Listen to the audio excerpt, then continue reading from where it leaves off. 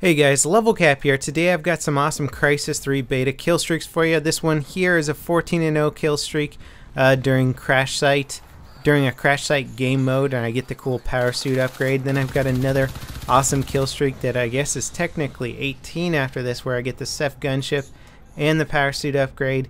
Just had some really good rounds, and a lot of it is in part due to the fact that Crysis 3 beta has got a patch, and this patch has fixed the aiming down sight sensitivity issue. Basically, before this patch, the ADS sensitivity was way too high. Most games have a 2-to-1 ratio in terms of how sensitive you're moving, as opposed to hip firing and aiming down sight firing. Well, this one was like pretty much a 1-to-1 ratio. I think people figured it out. So it was twice as sensitive as most people are used to. So the patch came out and it fixed that, and it fixed a few other things as well. Apparently the Marshall shotgun damage was tweaked, although you'll see the kill streak after this one is with the Marshall shotgun, and I absolutely tear it up using that. So I don't know if they made the damage lower or higher. I would imagine they made it lower just because the shotgun has been pretty amazingly good. The OGR machine gun's recoil has been reduced. Predator's bow's charge time has been reduced. It used to take 1.3 seconds to pull it all the way back. Now it just takes 1 second. The pinger, which is that giant mecha, the rotation speed has been increased, which is great because you used to have to drag your mouse across the mouse pad just to get on target with that thing. The AY-697 submachine gun damage has been increased. Swarmer kill streak reward damage has been increased. Swarmer kill streak reward damage has been tweaked. So it's been increased and tweaked. But anyway, those are the changes that came with this last patch. Now, in my previous Crysis video, I talked about making a config file that would basically help you get rid of mouse acceleration and a few things in-game by just writing out a simple config document. Well, I've added to that document to allow you to change your sensitivity a little bit more. They haven't changed the increments in which you can adjust your sensitivity in-game. Like I said before, it changes in increments of 5. So from 0 to 100, you can only change it in increments of 5, so there's essentially only 20 different mouse sensitivity levels that you can set it to in game. However, you can actually pick points between, say, 5 and 10, where most people pick. And to do this, you bring down the console menu by hitting the tilde key, also known as the key left of the number 1 key on the keyboard, and then you can type in CL_sensitivity space equals space, and then type in the sensitivity number that you would like. So if you know you want a sensitivity between, say, 5 and 10, you can start off with, like, say 7.5.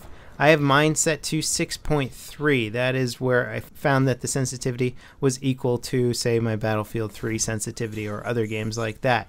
So I managed to set that up in-game. You can tweak it in-game till you get it just right, and then you can add that command to your config file. Now here's an image of what the actual config file looks like for me right now. And this basically just gets rid of all my mouse acceleration and sets my mouse sensitivity to what I like it to be every time I launch the game. And in case you missed my previous Crysis video telling you guys how to make this config file, I'm going to just copy and paste those instructions into this video description. So if you just check out the description, you can follow the step-by-step instructions to make a little text file in your Crysis folder, and that will help you get rid of your mouse accel and sort of tweak your aiming and sensitivity so that you don't have to have this big contrast between playing Crysis and any other first-person shooter. Any player out there who really likes to perfect their sensitivity and their aiming down sights and all that stuff between games will tell you that you want to set up your sensitivity so that it is exactly the same between all first-person shooters that you play. I hope that at some point down the line the Crysis guys update their user interface to have options that will allow you to turn off mouse acceleration and adjust the sensitivity in more precise increments from the menu. There's no reason why you should have to make a config file, and the sad truth is that most players out there aren't going to be making config files, and they're going to be using the game with this sort of crappy sensitivity setup from the start. So I really wish they would just integrate it to the menu so that we didn't have to start making files and hacking the config just to get this game to play the way we like it. Now in this clip coming up here, I'm going to be using the shotgun class, and basically when you select your classes in the start before you have any unlocks. There's some pre-made classes, and they give you some abilities that you don't get to mess around with other than in these pre-made classes until you unlock them on your own. The shotgun class has a speed upgrade, which makes it incredibly agile and fast for getting around the map. I still think it's one of the best classes in the game. It'll be interesting to see when this game launches and a lot of people unlock the speed upgrade for other classes with assault rifles and whatnot to see if the shotgun class still holds its own against these ones. But in its current state, I think the shotgun class absolutely demolishes, and it really allows me to get an 18 kill streak here, unlocking both the Ceph gunship and the maximum armor or the power suit upgrade. Now, before, I wasn't aware that the Ceph gunship existed as a kill streak, and I made the mention that Crysis 3 didn't have any automated kill streaks.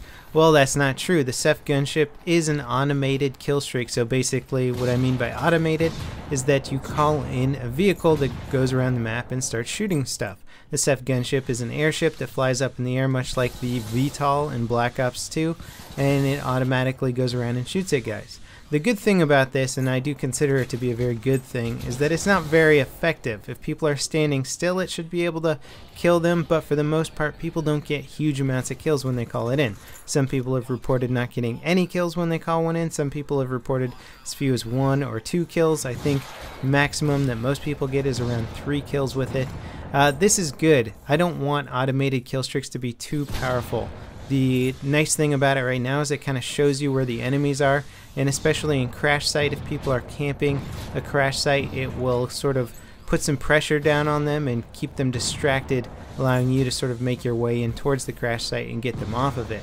I do get a few kills that on guys who are damaged by the Ceph gunship or distracted by the Ceph gunship, so it's absolutely perfect for those things. And I'm really glad that this game isn't reliant on gimmicky things to draw users in.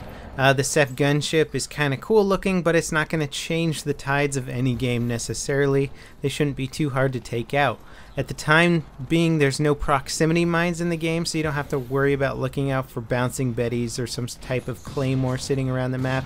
Really thankful for that. I can't tell you how much I hate proximity mines in shooters. There are a few things that seem a bit out of place or out of balance. The air stomp is one of those, and you'll see that coming up here. Somebody's about to air stomp me. And not only does it seem to kill me before it even lands on the ground, but the range of it is insane. You saw right there, that guy, if you watch that back, the guy is about 5 feet off the ground when he kills me. So it's not poorly written netcode for that one, or it's just a crazy powerful attack.